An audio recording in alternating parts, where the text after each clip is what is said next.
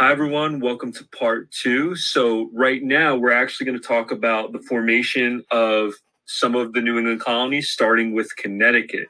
Now, Connecticut was actually started by a man named Thomas Hooker. Thomas Hooker had been part of Massachusetts Bay Colony. That's the Puritan colony. And he actually thought that the government there, the general court, was way too powerful. And something else that he didn't like how you had members of the colony, men, who couldn't be part of the government if they weren't part of the church. He felt as though all men should be part of the government. So he is actually going to leave Massachusetts Bay Colony, and he's going to start the colony of Connecticut with his followers. And as soon as he gets to Connecticut, he's going to write something called the Fundamental Orders of Connecticut, which not only limited the governor's powers, but it made the government more democratic. You're going to be hearing that term a lot. Democratic means the more people get a say in the government, get more control over the government. So in his colony of Connecticut, you actually didn't have to be a member of the church to be part of the government. However, just like Massachusetts Bay Colony, women were not allowed to be part of the government. So sad.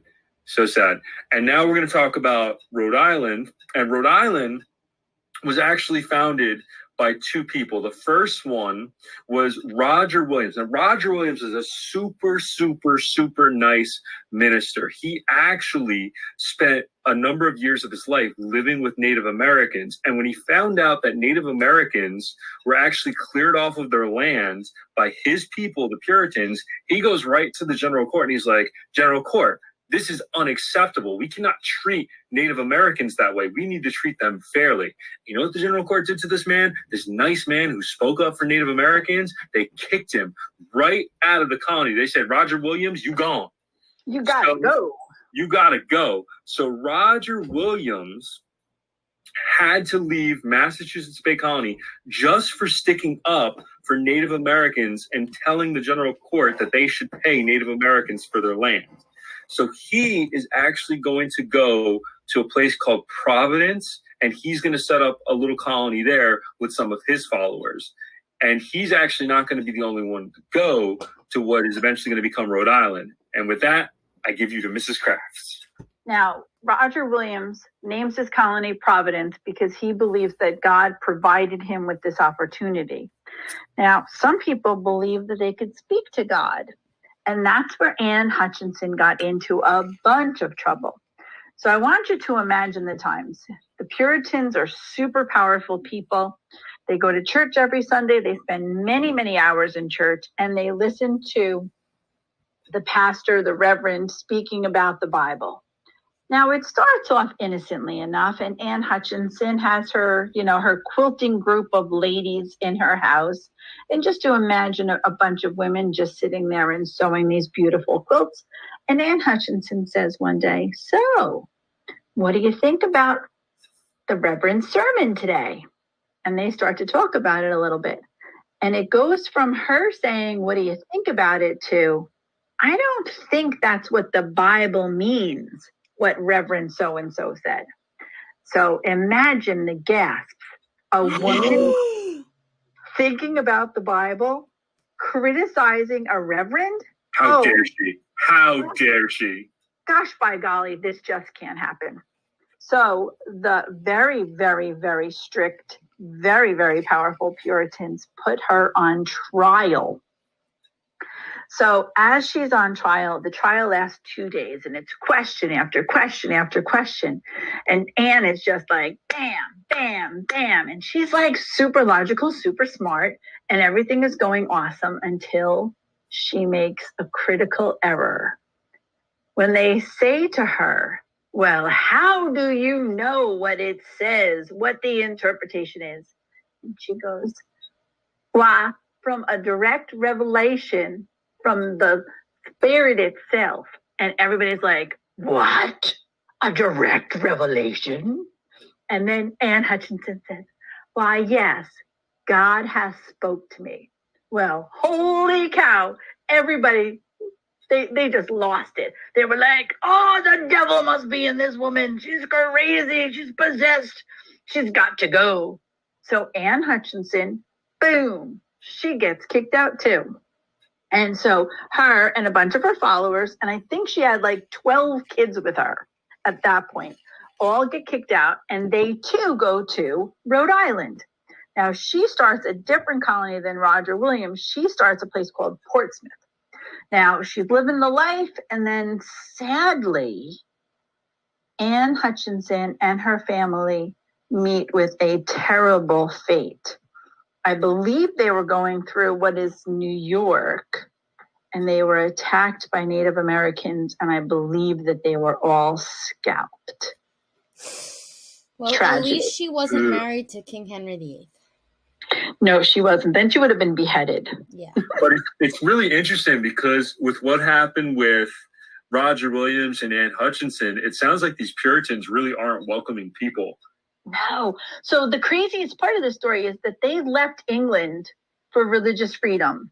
And the one thing that they did when they got to America was, yes, they gave you religious freedom as long as you believed what they told you to believe.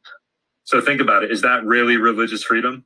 Yeah, I'm not really feeling it. Not so much. Now, the other super interesting story that comes out of the same time period is the Salem witch trials.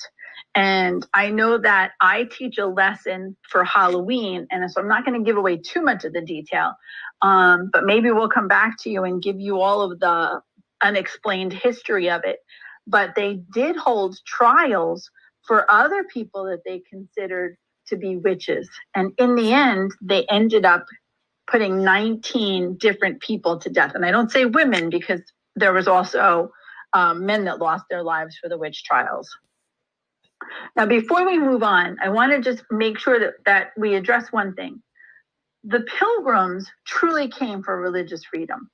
The Puritans, as powerful as they were, came not only for religious freedom, but also for an opportunity for the second sons. So if you were living in England, it's a relatively small country. There's not a lot of land to inherit. The firstborn son is going to get everything. So think about it. Are you the second son? So if you have an older brother, you're getting nothing from your dad back in England. So you would be the people that would say, hey, I'm going to America. I got a shot at getting something here.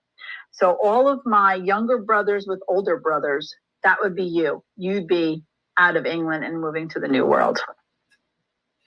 Now, we do have one other colony that we need to talk about, and that's New Hampshire, which I believe Mrs. Kraft has a little dance for New Hampshire. Elbow room, elbow room. Everybody got to get some elbow room. Massachusetts just too small. So New Hampshire is simply the fact that so many people moved into Massachusetts that they just kept spreading out.